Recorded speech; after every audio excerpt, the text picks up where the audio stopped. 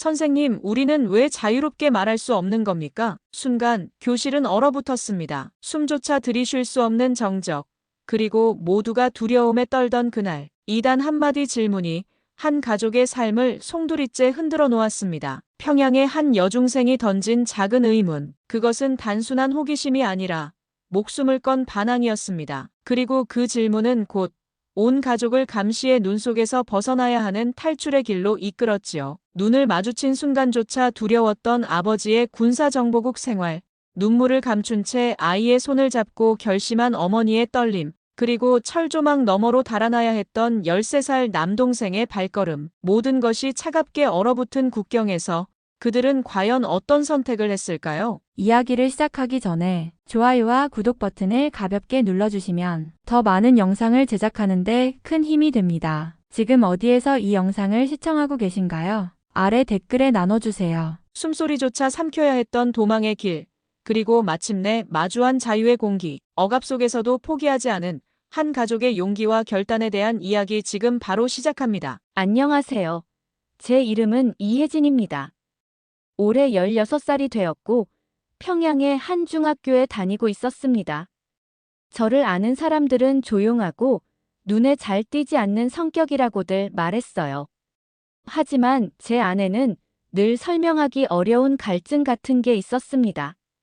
똑같이 반복되는 하루와 매일 듣는 구호와 모두가 똑같은 표정으로 웃고 고개를 끄덕이는 세상 속에서 저는 늘 무언가가 빠져 있다는 느낌을 지울 수가 없었어요. 그리고 그 공허함은 하루하루 커져가고 있었습니다. 그날도 평범하게 시작된 하루였습니다. 교실 위쪽에 매달린 낡은 형광등은 평소처럼 지직거리며 불안하게 깜빡이고 있었고 똑같이 생긴 나무 책상들이 줄지어 놓여 있었습니다. 차가운 겨울 공기 속에서 숨을 들이쉴 때마다 분필 가루 냄새와 눅눅한 습기, 그리고 어딘가 모르게 서늘한 두려움이 섞여 들어왔습니다. 평양에서 학교를 다니는 아이들에게는 너무도 익숙한 공기였지만 그날따라 그 냄새가 제게는 이상하게 더 무겁게 느껴졌습니다. 40명의 아이들 속에서 저는 세 번째 줄에 앉아 있었습니다. 교과서를 펼쳐놓고 손가락 끝으로 톡톡 두드리며 마음속 불안을 가라앉히려 애쓰고 있었죠. 하지만 저도 모르게 자꾸만 머릿속이 복잡해졌습니다. 지난 며칠 동안 제 마음속에 자라나던 어떤 의문 때문이었습니다. 박 선생님은 교실 앞에 꼿꼿이 서서 오늘 수업을 진행하고 있었습니다. 주제는 늘 그렇듯이 우리 위대한 지도자의 빛나는 업적이었습니다. 하지만 선생님의 목소리는 어느 순간부터 하나의 단조로운 윙윙거림으로만 들렸습니다. 단어 하나하나는 귀에 들어왔지만 제 머릿속에서는 이미 다른 생각이 자꾸만 부풀어 오르고 있었기 때문이었습니다. 창밖으로 보이는 풍경도 늘 같았습니다. 금이 가고 낡은 창문 너머로 보이는 것은 끝없이 늘어선 회색 건물들 뿐이었습니다. 그 사이사이에는 붉은 글씨로 쓰인 구호들이 바람에 힘없이 펄럭이고 있었죠. 매일 보는 풍경이지만 그날따라 모든 것이 저를 옥죄어 오는 듯 했습니다. 왜일까요? 아버지가 며칠 전 저녁 식탁에서 멍하니 허공을 바라보던 모습이 떠올라서일까요? 아니면 어머니의 손이 아무도 보지 않을 때 살짝 떨리고 있던 그 장면 때문이었을까요? 혹은 제가 방에 들어서면 갑자기 멈추던 부모님의 낮은 대화 때문이었을까요? 그 모든 것들이 제 마음속에서 뒤엉켜 하나의 질문으로 바뀌어 가고 있었습니다. 그 질문은 처음에는 작은 속삭임처럼 제 안에 자리 잡았습니다. 하지만 시간이 갈수록 무거워졌고 마침내는 꼭 입 밖으로 내야만 할 것처럼 저를 몰아붙였습니다. 제 손이 저도 모르게 들려 올라가고 제 가슴 속에서는 심장이 새장에 갇힌 새처럼 미친 듯이 뛰기 시작했습니다. 선생님, 제 목소리가 정적을 갈라놓았습니다. 단단하게 닫혀있던 공기가 갈라지면서 교실 안이 더욱 차갑게 느껴졌습니다.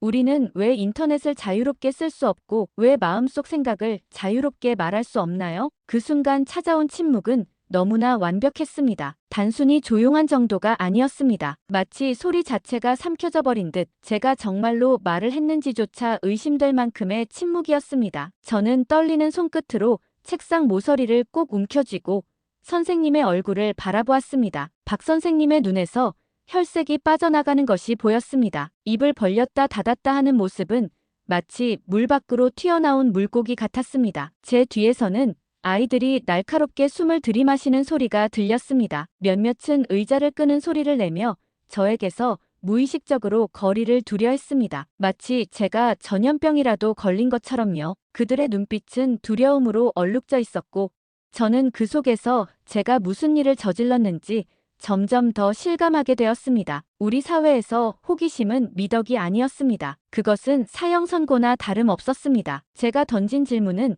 저 혼자만을 위험하게 만드는 것이 아니라 제 가족까지도 파멸로 끌어들일 수 있는 질문이었습니다. 그 사실이 뱃속 깊은 곳에서 얼음처럼 무겁게 가라앉기 시작했습니다. 박 선생님의 시선이 잠시 문 쪽으로 향했다가 다시 제게 돌아왔습니다. 그러고는 칠판 위에 걸려있는 최고 지도자의 초상화를 바라보셨습니다. 그림 속의 눈이 마치 저를 똑바로 응시하는 듯 느껴졌습니다. 저는 그 눈빛에 온몸이 얼어붙는 것 같았고 교실 공기가 더없이 답답하게 다가왔습니다. 선생님은 한참을 망설이다가 마침내 말씀을 꺼내셨습니다. 목소리는 속삭임보다도 작았고 공포로 떨리고 있었습니다. 이혜진, 제 이름이 그렇게 무겁게 들린 적은 없었습니다. 위험하고 더럽혀진 것처럼 느껴졌습니다. 교장실로 가거라. 지금 당장. 저는 일어섰습니다. 텅 빈 복도를 걸어가는 길은 마치 장례 행진 같았습니다. 반짝거리는 바닥에 발걸음이 메아리 칠 때마다 그 소리가 누군가에게 제 잘못을 알리는 듯 했습니다. 벽에는 늘 보아왔던 선전 포스터들이 걸려 있었는데 그날은 고발장처럼 제 앞에 드리워져 있었습니다. 붉은 글씨들이 위협적으로 꿈틀거리는 것 같았고 그것들이 제 등을 누르는 듯 했습니다. 집으로 돌아온 저녁, 우리 가족은 평소보다 더 조용했습니다. 아버지는 여전히 회색 군사 제복을 입고 식탁에 앉아 계셨습니다. 군사정보국 기술참모로 일하는 아버지는 어쩌면 이미 누군가의 감시 대상이 되었을지도 모른다는 생각이 들었습니다. 어머니는 침착하게 저녁을 준비하고 있었지만 국자를 쥔 손에 불필요하게 힘이 들어가 있었습니다. 제 남동생 민호는 책을 보는 척했지만 자꾸만 부모님의 얼굴을 훔쳐보고 있었습니다. 우리는 결국 작은 화장실로 모였습니다. 샤워기를 틀어놓고 물소리에 목소리를 숨긴 채 네 식구가 서로의 얼굴을 마주했습니다. 그 좁은 공간 속에서 아버지가 낮게 말씀하셨습니다. 우리는 떠나야 한다. 지금 당장. 그 순간 제 삶은 되돌릴 수 없게 달라졌습니다. 우리가 살던 세상은 여전히 거대한 감시의 눈으로 우리를 지켜보고 있었지만 그 작은 화장실 안에서는 새로운 세계로 향하는 문이 조금 열리기 시작했습니다. 그리고 저는 알 수 있었습니다. 앞으로의 길이 쉽지 않을 것이라는 것을요. 하지만 동시에 그 길 위에서 우리가 어떤 선택을 해야 할지가 우리 가족의 운명을 바꿀 거라는 것도요. 이장 감시의 눈 아래에서 살아가기. 아버지의 그 말, 우리는 떠나야 한다. 라는 속삭임이 우리 가족의 삶을 완전히 바꾸어 놓았습니다. 그날 이후로 우리의 집은 더 이상 단순한 보금자리가 아니었어요. 그곳은 매 순간이 감시의 눈 아래에서 펼쳐지는 무대가 되었고 우리는 배우처럼 행동하며 살아야 했습니다. 아침 햇살이 두꺼운 커튼 틈새로 스며들어 거실 바닥 위로 길게 드리워질 때 집 안 곳곳은 평범한 듯 보였지만 숨막히는 긴장으로 가득 차 있었습니다. 평양 외곽에 자리 잡은 이 집은 겉보기에 중산층 가정의 여유를 풍기는 듯했죠. 깨끗이 닦인 가구, 가지런히 정돈된 책장, 그리고 창문에 걸린 흰 커튼까지 모든 것이 평온해 보였지만 실제로는 아주 정교하게 짜인 감시망이 우리 삶을 감싸고 있었습니다. 아버지, 이광철 씨는 아침 식탁에 앉아 기계적으로 밥을 떠먹고 있었습니다. 그의 시선은 무심한 듯 벽지의 꽃무늬를 따라 움직이고 있었지만 우리는 모두 알고 있었어요. 그 예쁜 무늬 뒤편에 숨겨진 것이 무엇인지. 벽지 속, 콘센트 옆, 천장 틈새 그 모든 곳에는 보이지 않는 귀가 도사리고 있었죠. 아버지는 그 위치까지 정확히 알고 계셨습니다. 왜냐하면 바로 그 도청 장치들의 설치 도면을 직접 승인한 사람이 아버지 자신이었으니까요. 몇 년 전까지만 해도 아버지는 차가운 회의실에서 같은 집들의 평면도를 검토하며 이런 설계에 참여했습니다. 그때 그는 나라를 위한 일이라 믿었습니다. 내부의 적을 찾아내고 국민을 보호한다고 여겼던 거죠. 하지만 지금은 달랐습니다. 아침마다 어머니가 라디오 볼륨을 조금 더 높여서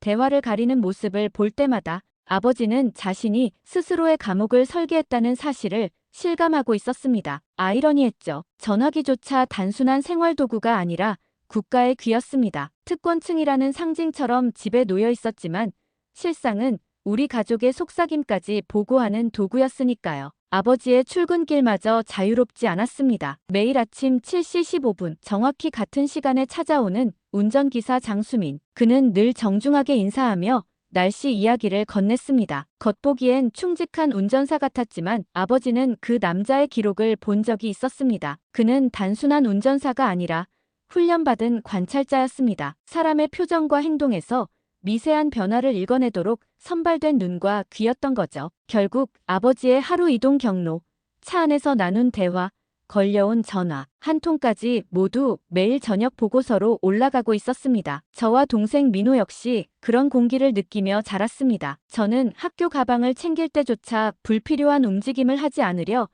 조심스러웠습니다. 혹여 누군가 제 행동을 오해할까 두려웠던 거죠. 반면 아직 어린 민호는 가끔 콧노래를 흥얼거리곤 했습니다. 그럴 때마다 어머니의 날카로운 눈빛이 날아오면 민호는 금세 입을 다물었죠. 우리 집은 더 이상 안식처가 아니었습니다. 그곳은 매 순간을 조심해야 하는 연극 무대였습니다. 어머니, 선아 씨는 말투마저 달라졌습니다. 일상적인 대화조차도 마치 보이지 않는 청중 앞에서 하는 연설처럼 조심스러웠습니다. 장을 본 얘기를 할 때도 서로의 충성심을 확인하듯 나눴습니다. 부부싸움조차 조심해야 했습니다. 적대적인 귀가 작은 불만의 씨앗을 찾아내려 언제나 도사리고 있었으니까요. 그러나 단 한 곳만큼은 달랐습니다. 바로 화장실이었습니다. 낡은 배관이 울리는 소리, 샤워기에서 떨어지는 물줄기의 규칙적인 소리, 그 모든 것이 우리 가족의 목소리를 감싸주었습니다. 정교한 도청장치마저 방해받는 그 공간은 우리 가족이 가면을 벗을 수 있는 유일한 안식처였습니다. 저녁마다 식탁을 치우고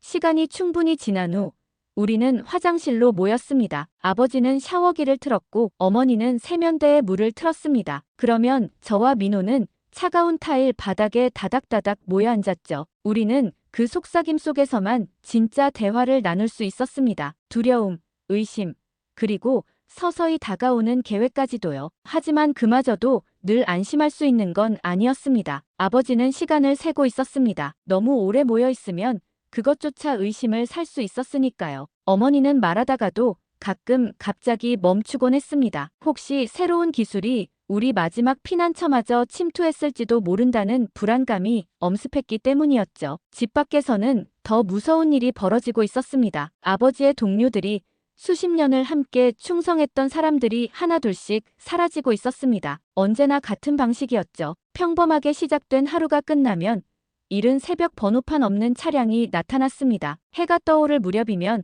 또 한 가족이 자취를 감추었고 그들의 존재는 기록에서 지워져 마치 애초에 존재하지 않았던 것처럼 되었죠. 아버지는 누구보다 그 메커니즘을 잘 알고 계셨습니다. 그 차가운 계산에 직접 참여했던 분이었으니까요. 하지만 이제 그 잔혹한 기계가 자신과 가족을 향해 돌아서고 있음을 느끼며 그는 자신이 만든 설계도의 진짜 공포를 깨닫고 있었습니다. 두려움은 우리 삶 구석구석에 스며들었습니다. 어머니의 손은 밥을 짓는 순간조차 떨렸고 우리가 먹는 반찬조차도 혹시 불만의 신호로 해석될까 조심해야 했습니다. 저와 민호는 웃는 법조차 연습해야 했습니다. 자연스러운 표정 하나가 위험한 생각을 드러낼 수 있었으니까요. 밤이 오면 불 꺼진 침실 속에서 들려오는 소리들이 우리를 잠 못 이루게 했습니다. 전기장치의 윙윙거림, 멀리서 속삭이는 이웃의 목소리, 그리고 가끔씩 들려오는 순찰대의 발소리. 그것들은 우리에게 속삭였죠. 너희는 지금도 지켜보고 있다. 그리고 바로 그 순간에도 아버지는 마음속에서 결정을 굳혀가고 있었습니다. 가족을 지킬 방법. 아니면 모두를 파멸로 끌고 갈 선택. 아이러니하게도 그 답은 아버지가 과거에 손으로 그렸던 그 설계도 안에 숨어 있었습니다. 그가 한때 국가를 위해 만들었던 감시 체계, 그 속에 탈출의 실마리도 함께 숨어 있었던 겁니다. 화장실 안. 김이 자욱하게 서려 있었습니다. 거울은 안개 낀 듯 뿌옇게 흐려졌고 그 속에 비친 가족의 모습은 마치 이 세상에 없는 유령 같았습니다. 습기가 피부 위에 내려앉으며 숨을 더 무겁게 만들었고 긴장감은 공기 속에 가득 배어 있었습니다. 선화 씨, 그러니까 아이들의 어머니 얼굴에는 공포와 불신이 동시에 얽혀 있었고 눈동자는 흔들리며 벽 쪽을 향해 있었죠. 마치 작은 화장실 문 하나가 세상 전체의 무게를 막아내고 있는 듯한 모습이었습니다. 당신, 제정신이에요? 그녀의 목소리는 낮았지만 칼처럼 날카로웠습니다. 한 단어가 아버지의 가슴을 후벼 파는 듯 했죠. 수년 동안 억눌러온 감정이 한꺼번에 터져나온 듯 절망에 가까운 떨림이 섞여 있었습니다. 그리고 그 다음에 이어진 말은 오랫동안 머릿속에 심어져 온 편견을 그대로 드러내고 있었죠. 남쪽이라니 그 썩어빠진 땅으로 가자고. 거긴 아이들이 굶어 죽으면서도 부모들은 돈만 줬는 곳이잖아. 우리에게 더 나을 게 뭐가 있단 말이오. 그 순간 그토록 오랫동안 들어왔던 체제의 선전이 그대로 그녀의 입술에서 쏟아져 나오고 있었습니다. 교과서에서, 텔레비전에서, 선전 방송에서 이웃들끼리 속삭이는 말 속에서 끊임없이 되풀이되던 그 나만의 모습, 가난과 혼란, 도덕적 타락의 땅이라는 그 왜곡된 이미지가 아직도 그녀의 마음을 꽉 움켜쥐고 있었던 겁니다. 아버지는 잠시 눈을 감았다 뜨며 깊은 숨을 들이켰습니다.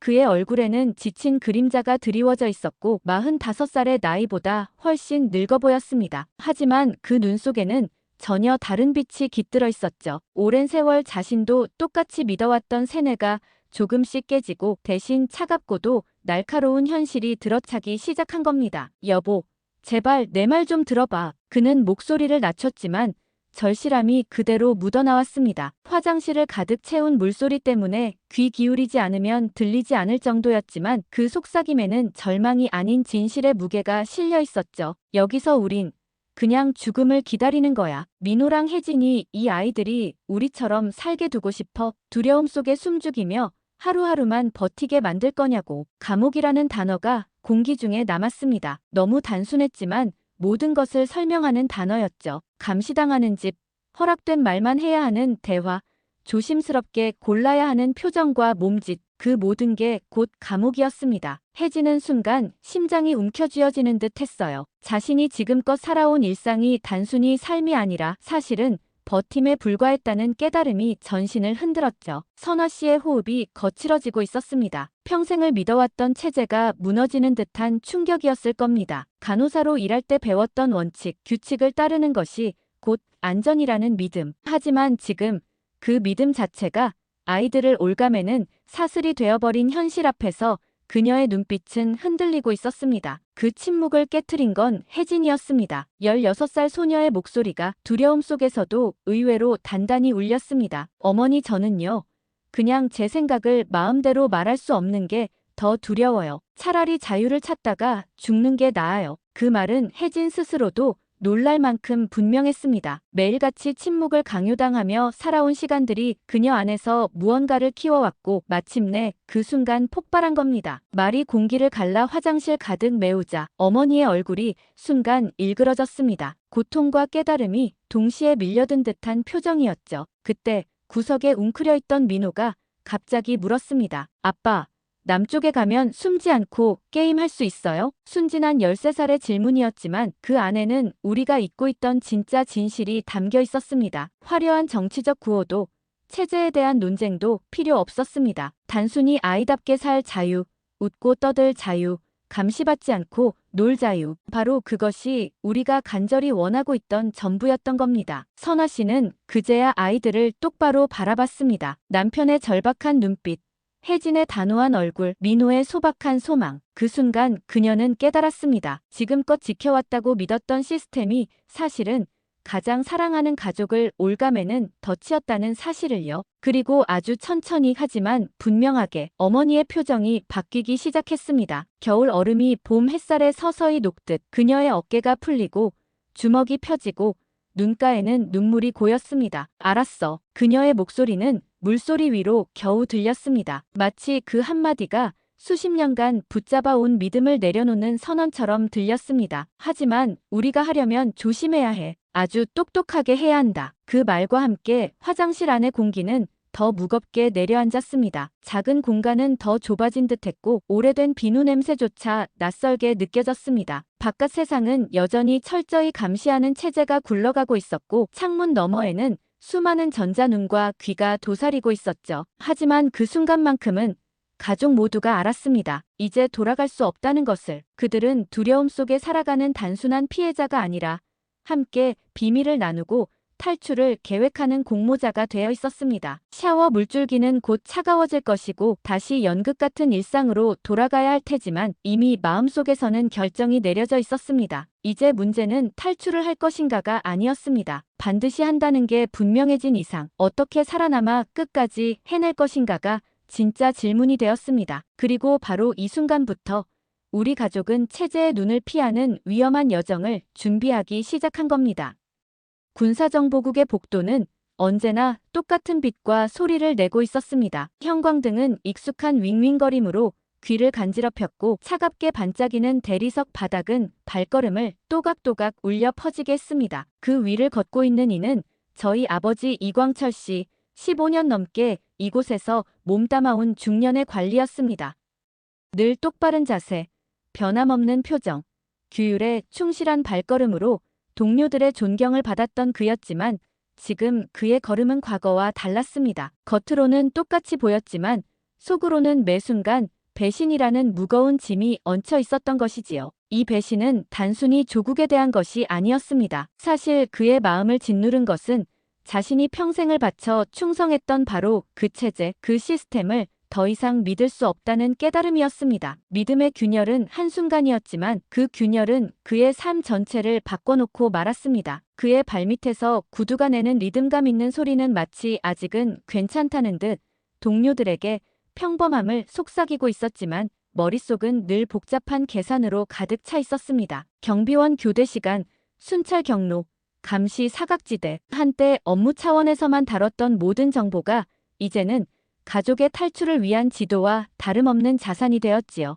이광철 씨의 삶은 충성스러운 관리에서 완벽한 속임수꾼으로 변해가고 있었습니다. 그리고 이 변화는 어느 날 갑자기 찾아온 것이 아니었습니다. 가족과 함께 자유를 찾아 떠나야겠다는 결심을 한 순간부터 그는 자신도 몰랐던 새로운 재능들을 끌어올리고 있었던 겁니다. 배우처럼 표정을 숨기고 꾸미는 능력, 스파이처럼 시선을 분산시키는 본능, 장기전의 전략가처럼 인내심을 다스리는 힘, 이런 능력들은 그가 원래 가진 성품이 아니었습니다. 다만 가족을 지켜야 한다는 절박함이 그를 변모시킨 것이었지요. 매일 아침 진행되는 군사 브리핑조차 이제는 단순한 보고, 시간이 아니었습니다. 동료들과 아무렇지 않게 나누는 대화 속에서도 그는 경계병들의 패턴, 경로, 국경의 허점에 대한 정보를 스펀지처럼 빨아들였습니다. 누군가는 지루하게 넘길 대화였지만 이광철 씨에겐 한 줄 한 줄이 목숨을 살리는 단서가 되었습니다. 아이러니하게도 그의 사무실은 한때 성공과 권위의 상징이었으나 이제는 철저한 스파이 활동의 본거지가 되었습니다. 책상 위에서는 과거의 수많은 탈북자 추적 작전이 기획되었는데 이제 그 책상 위에는 오히려 그의 가족 탈출 계획이 펼쳐지고 있었던 겁니다. 잠긴 캐비닛 뒤에는 손으로 그린 지도와 경비 교대표가 숨겨져 있었고 업무용 컴퓨터는 더 이상 체제 보고서를 작성하지 않았습니다. 대신 압록강의 수위 변화, 날씨 패턴, 강의 흐름 같은 자료들을 모아두고 있었지요. 이중생활에서 가장 아슬아슬한 부분은 필요한 물품을 구하는 일이었습니다. 모든 거래가 감시당하는 사회에서 작은 지출 하나라도 의심을 살 수 있었기 때문이지요. 그래서 그는 치밀한 속임수의 달인이 되어야 했습니다. 매주 화요일 그는 낙원백화점에 들렀습니다. 표면적으로는 평범한 쇼핑 같았지만 그의 손에 들린 물건들은 하나같이 목적이 있었습니다. 낚시 그물, 캠핑용품, 응급처치 약품, 모두 일상적인 구매로 위장했으나 실제로는 탈출 준비의 일환이었습니다. 그는 언제나 다른 시간, 다른 계좌에서 뽑은 현금으로 계산했습니다. 혹시 모를 추적을 피하기 위함이었지요. 북적이는 통일시장 또한 중요한 조달처였습니다. 그곳에서 그는 수많은 군중 사이에 섞여 철저히 평범한 가장 행세를 했습니다. 캠핑용 방수포를 사면서는 주말 등산에 쓰려고 한다라며 아무렇지 않게 말했고, 건조식품을 살 때는 아이들 소풍용이다라며 웃어넘겼습니다. 고에너지 영양바조차 도시락 간식이라 둘러대며 구매했지요. 누구도 의심할 수 없는 평범함 속에서 그는 필요한 것들을 하나씩 모아갔습니다. 그러나 가장 위험한 임무는 따로 있었습니다. 바로 압록강을 건널 작은 고무보트를 구하는 일이었습니다. 이는 단순히 돈으로 해결할 수 없었습니다. 직위를 이용해야 했고 거짓 보고서까지 작성해야 했습니다. 그가 평생 가장 두려워했던 일 중 하나였지요. 그는 순찰정 장비 창고를 점검하는 척하면서 오래된 공기주입식 뗏목 하나를 발견했습니다. 공식 기록상 폐기 예정이었지만 수리를 하면 쓸 수 있는 상태였습니다. 그는 치밀하게 서류를 조작하고 타이밍을 조율한 끝에 이 뗏목을 자신의 차고로 가져올 수 있었습니다. 겉으로는 파괴된 물품으로 기록되었지만 실제로는 오래된 자전거와 농기구들 사이에 감춰져 있었습니다. 국경 근처로 이동할 정식 여행 허가증을 얻는 일도 큰 도전이었습니다. 그는 몇 주 동안 가짜 보고서를 작성해 신의주 지역의 통신 장비 점검이 필요하다는 명분을 만들었습니다. 결국 관료주의의 느린 톱니바퀴가 돌아가 허가증이 발급되었고 가족이 국경에 접근할 합법적인 구실이 마련된 것이었습니다. 가정의 은밀한 화장실은 이제 작은 작전본부가 되어 있었습니다. 샤워기에서 쏟아지는 물소리가 은밀한 대화를 덮어주었고 그 속에서 가족은 탈출의 경로, 타이밍, 만약의 경우를 대비한 대책을 속삭였습니다. 딸 혜진이는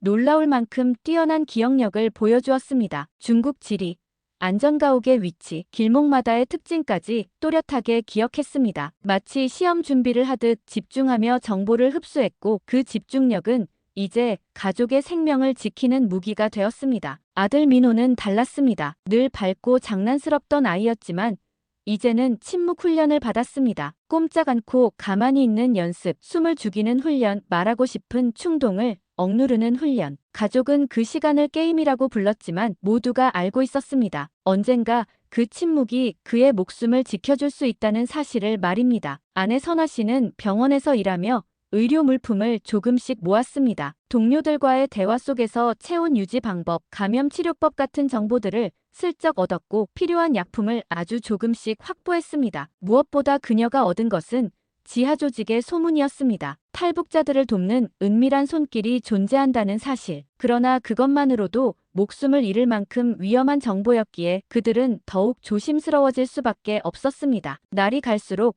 가족은 긴장 속에서 살았습니다. 겉으로는 평범한 삶을 연기해야 했지만 그 속에서는 늘 숨죽인 불안이 도사리고 있었습니다. 학교에서 아이들은 여전히 자본주의의 악을 배우고 암송했지만 마음속 깊은 곳에서는 자신들이 도망쳐야 할 바로 그 세계로 향하는 준비를 하고 있었습니다. 이광철 씨는 점점 더 깨달았습니다. 문제는 단순히 체제의 감시를 속이는 것이 아니었습니다. 정작 어려운 것은 자유가 정말 그 위험을 감수할 만큼 가치 있는 것이라는 확신을 가족 모두가 지켜내는 것이었습니다. 한순간의 두려움, 작은 흔들림이 모든 것을 무너뜨릴 수 있었으니까요. 그리고 시간이 흘러 가을의 문턱이 다가오고 있었습니다. 국경은 점점 더 차갑게 얼어붙고 감시의 눈초리는 더욱 예리해지고 있었습니다. 이제 그들에게 남은 시간은 많지 않았습니다. 가족의 운명을 결정짓는 순간은 점점 다가오고 있었지요. 휴게실 한쪽 형광등 불빛 아래 놓인 커피잔에는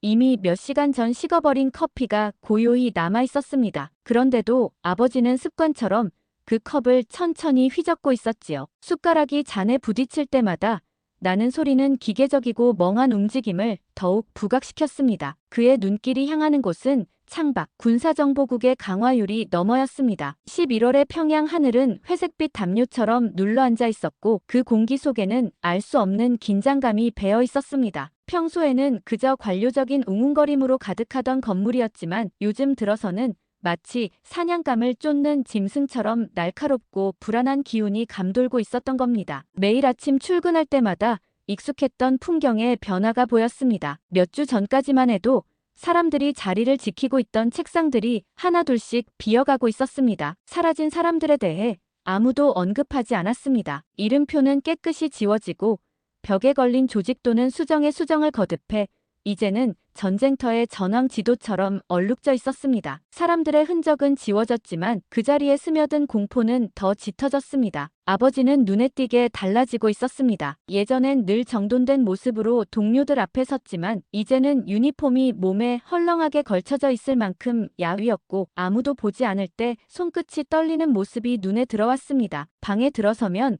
본능적으로 출구 쪽부터 확인하는 습관까지 생겼습니다. 과거엔 감시 체계를 설계하는 일을 자랑스럽게 여겼던 분이었는데 지금은 그 감시망이 언제 자신에게 되돌아올지 모른다는 두려움 속에 살아가고 있었던 것이지요. 사무실의 분위기도 조금씩 바뀌었습니다. 그것은 마치 계절의 변화처럼 서서히 찾아왔습니다. 어느 날은 그저 평범한 대화가 오가지만 다음 날이 되면 같은 동료들이 갑자기 입을 다물었습니다. 정수기 앞에서 나누던 소소한 잡담은 아버지가 다가오면 뚝 끊겼고 오랫동안 함께 식사하던 동료들조차 눈을 마주치지 않으려 했습니다. 심지어 늘 보이지 않게 사무실을 오가던 청소부들마저 아버지의 책상 주변을 크게 돌아가곤 했습니다. 그것은 단순한 우연이 아니었습니다. 보이지 않는 손길이 아버지를 둘러싼 공기를 조여오고 있었던 겁니다. 가장 불안했던 것은 새롭게 배정된 보좌관이었습니다. 김정수라는 이름의 젊은 남자는 아직 사회 경험도 많지 않아 보였지만 눈빛만큼은 매서웠습니다. 그는 항상 예의 바른 미소를 띄었지만 그 미소는 눈동자까지 닿지 않았습니다. 그는 서류를 정리해주는 것도 보고를 대신하는 것도 아니었습니다. 오히려 그림자처럼 따라다니며 아버지의 대화를 기록하고 과거 업무까지 들춰내 질문을 던졌습니다. 아버지의 일상적인 행동까지도 꼼꼼히 기록하는 모습은 단순한 보좌가 아니라 감시임이 분명했습니다. 집으로 돌아오면 그 비밀의 무게는 더 크게 다가왔습니다. 저녁 식탁은 가족들이 모여 편히 웃는 자리가 아니라 조심스럽게 연습된 평범함을 보여주는 무대가 되었습니다. 밥그릇에 젓가락이 닿는 소리, 날씨나 직장 이야기를 억지로 꺼내는 대화, 그 모든 것이 마치 거대한 진실을 피해 가려는 연극 같았습니다. 어머니는 눈에 띄게 신경질적인 습관을 가지게 되셨습니다. 이미 정리된 빨래를 다시 접었다 펼쳤다 반복하시고 접시는 반짝거릴 때까지 닦으셨습니다. 저녁마다 현관 자물쇠를 여러 번 확인하시는 모습도 보였습니다. 병원에서 오랜 간호사 생활을 하며 응급 상황에서도 침착함을 유지하는 법을 배운 분이었지만 지금 그 앞에 놓인 것은 예측할 수 없는 두려움이었습니다. 그것은 갑작스러운 위기가 아니라 언제 닥칠지 모르는 위험이 서서히 다가오는 공포였습니다. 민호는 더욱 말수가 줄었습니다. 창밖에 똑같은 아파트 건물들을 한참 바라보곤 했습니다. 예전 같으면 학교나 친구들 이야기를 끊임없이 늘어놓았을 텐데 이제는 질문에도 짧게 대답하는 게 전부였습니다. 가끔 부모님의 얼굴을 뚫어져라 바라보는 모습은 어린 나이에 감당하기 힘든 불안을 감추려는 듯 보였습니다. 밤이 되면 가족은 여전히 화장실로 모였습니다. 샤워기에서 떨어지는 물소리는 우리 대화를 감춰주는 방패가 되었지요. 그 좁은 공간은 이제 유일하게 솔직할 수 있는 곳이었고 동시에 작전 회의실이기도 했습니다. 타일 바닥은 마치 제2의 집처럼 익숙해졌습니다. 더 이상 기다릴 수 없어. 어느 날 아버지가 그렇게 속삭였습니다. 물방울이 얼굴을 타고 흘러내렸고 그것이 눈물인지 구분할 수 없었습니다. 앞으로 며칠 안에 떠나지 않으면 다시는 기회가 없을지도 모른다. 그 말은 우리 모두의 가슴을 무겁게 눌렀습니다. 어머니의 얼굴은 창백해졌고 민호는 순간 숨을 들이마시며 긴장했습니다. 그동안 이론에 불과하던 모든 계획이 이제는 현실이 되려 하고 있었습니다. 벽에 걸린 가족 사진, 책장 위의 책들, 수년간 아껴온 작은 소지품들까지 모두 뒤에 두고 가야 할 운명이라는 사실이 더욱 뼈아프게 다가왔습니다. 아이러니는 분명했습니다. 아버지가 오랜 세월 공들여 완성해온 그 감시망이 이제는 우리 가족을 향해 촘촘하게 다가오고 있었던 겁니다. 그러나 동시에 아버지만큼 그 시스템의 허점을 꿰뚫어 아는 사람도 없었습니다. 그 지식이야말로 우리에게 남은 마지막 희망이었습니다. 그날 밤 침대에 누워 천장을 바라보며 이웃들의 생활 소음을 들었습니다. 아이들이 뛰노는 소리, 늦게 귀가한 사람의 발걸음, 모두 익숙한 일상이었지만 우리 가족은 날카로운 칼날 위에서 균형을 잡고 있다는 불안감을 떨칠 수 없었습니다. 한쪽에는 위험하지만 익숙한 현재가, 다른 쪽에는 알 수 없는 어둠 속의 미래가 있었습니다. 그러나 선택은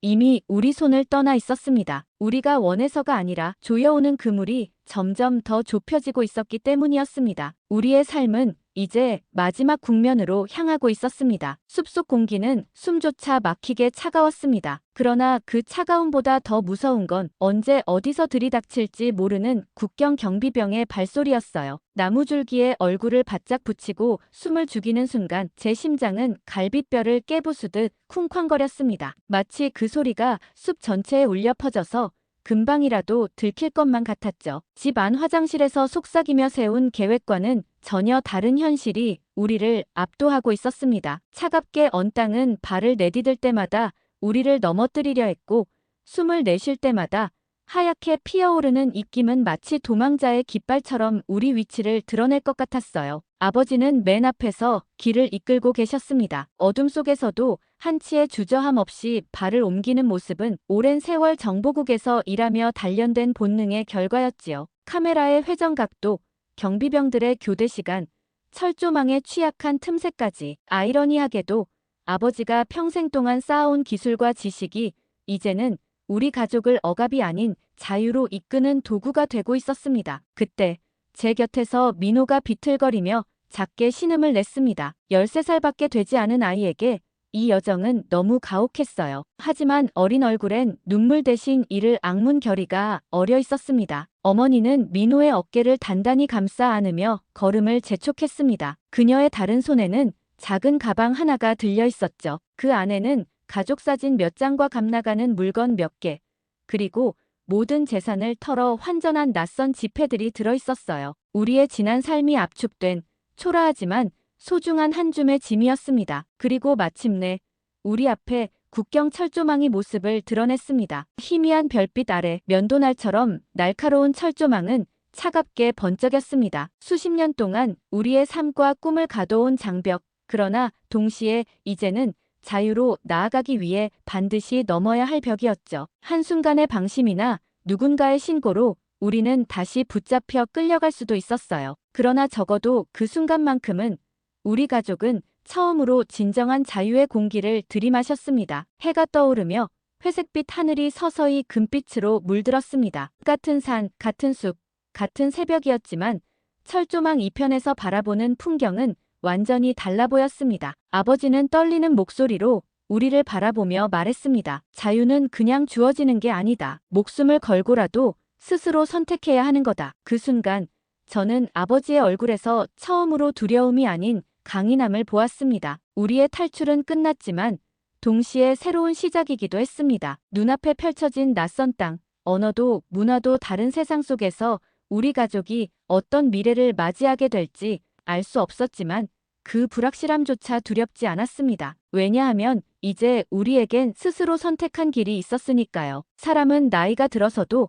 새로운 길을 선택할 수 있습니다. 억압과 두려움 속에 살아온 세월도 결국은 자유를 향한 한 걸음으로 이어질 수 있음을 우리 가족은 증명했습니다. 그리고 그 길 위에서야 비로소 우리는 깨달았습니다. 자유란 누군가가 내려주는 선물이 아니라 끝까지 포기하지 않는 이들만이 스스로의 손으로 얻어낼 수 있는 것이라는 사실을요. 저는 이 자유로운 땅에서 제가 받은 소중한 손길을 다른 이들에게 전해주며 살아가겠습니다. 오늘 제가 전해드린 이야기가 여러분께 감동을 드렸을까요? 다음에 더 좋은 이야기로 다시 찾아뵐게요. 다음 영상을 위해 구독과 좋아요 버튼을 눌러주시면 다음 영상 제작에 큰 힘이 됩니다. 감사합니다.